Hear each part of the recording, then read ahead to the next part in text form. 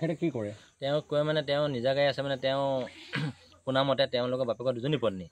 ডাঙৰজনীয়ে ভাগৰ ল'ৰা ছোৱালী নাই বুলি শুনিছোঁ আৰু সৰুজনী ভাগৰ ল'ৰা দুজন ডাঙৰজনে বিয়া পাতিলে নবৌৱে ককায়েক একেলগে আছে কিন্তু চৌটো বেলেগ শুনামতে সেইটো ঘৰলৈ শুনামতে আৰু সৰুগৰাকী তাৰমানে ল'ৰা দুজন সৰুগৰাকীয়ে তাৰমানে যিজন আনিছিলে সেইজনী আগত এজনী অনা সেইজনী আনি মাৰি তেওঁক 5 বছৰ ল'ৰা এটা আছে মাৰি খেদি দিলে তেওঁ কেছ চিগাই নাই কেছ চিগা নাই এই 2 বছৰ হোৱাই নাই তেওঁ বেলেগ এজনে গুচি গ'ল তেওঁ এসপ্তাহ নহওঁতে মোৰ মানুহজনী তেওঁ অপহৰণ কৰি নিয়াটো হয় আমি যে ন্যায় বিচাৰোঁ যে মোৰ কোনো উপায় নাই মই দিন হাজিৰা কৰি খোৱা মানুহ ল'ৰাকেইটা কামলৈ নগ'ল আজি এমাহ 1.5 মাহ তেওঁ ভাত পানী নাই স্কুললৈ লোৱা পঢ়া শুনাতে নাই ভাত পানী নাখায় কলকলি গ'লে কাণতে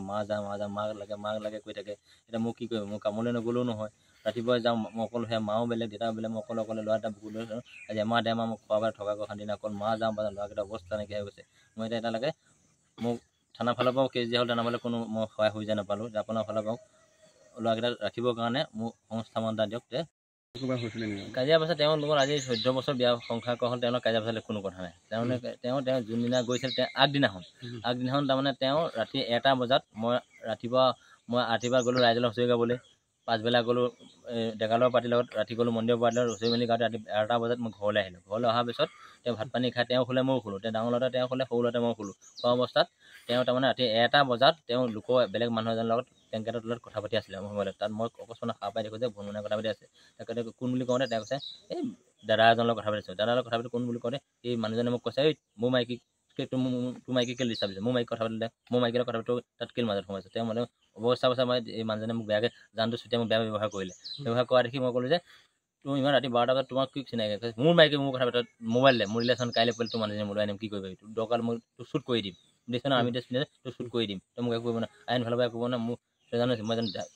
আৰ্মি মানুহ শ্বুট কৰি দিম তাত মই ভয় খালোঁ শ্বুট পাতি মানুহজনী ধৰি পেলাই দুচাত মাৰিলোঁ মৰা দেখি পেলাই তাৰ লগে বহুত কষ্ট পালোঁ বুলি কৈ মানুহে কান্দি মই আকৌ তেওঁক মৰম চেনেহ কৰি মেলি ৰাতিপুৱা থাকিলোঁ ৰাতিপুৱা তেওঁ মেডিকেল চেডিকেল কৰাই মেলি 2 দিন থাকিল তাৰ পিছত 3 দিনমান থাকিলে তাত ছেকেণ্ড দিনাখন তেওঁ গুচি গ'ল এইবাৰ 9 এপ্ৰিলত লখিমপুৰ অমিত শ্বাহ মিটিং হওঁতে মোৰ মানুহজনী অঞ্জুমণি বৰা আমাৰ বিজেপি গোটৰ তাৰমানে ছেক্ৰেটাৰী আছিলে বিজেপি ছেক্ৰেটাৰী বেছিদিন আমাক লখিমপুৰলৈ মিটিঙলৈ যাওঁতে দায়িত্বভাৰ মোৰ মানুহজনী দিছে যে গাঁৱৰ ট্ৰেভেলাৰ গাড়ী দিছিলে আল্ট্ৰা বাছ দিছিলে মানে দায়িত্ব দিছে গাঁৱৰ সকলো মহিলাক ছেক্ৰেটাৰী দায়িত্ব দিছিলে তালৈ অনা দায়িত্ব মোৰ মানুহজনী নিলে আৰু ট্ৰেভেলাৰ তেওঁ এই গাড়ীতে চিনাকি হৈ মানুহজনৰ চিনাকি হ'ল দাদা আপোনাৰ ঘৰ ক'ত কিবা কয় তেওঁ ক'লে মোৰ ঘৰ ডিব্ৰুগড়ত চিনাকি হৈ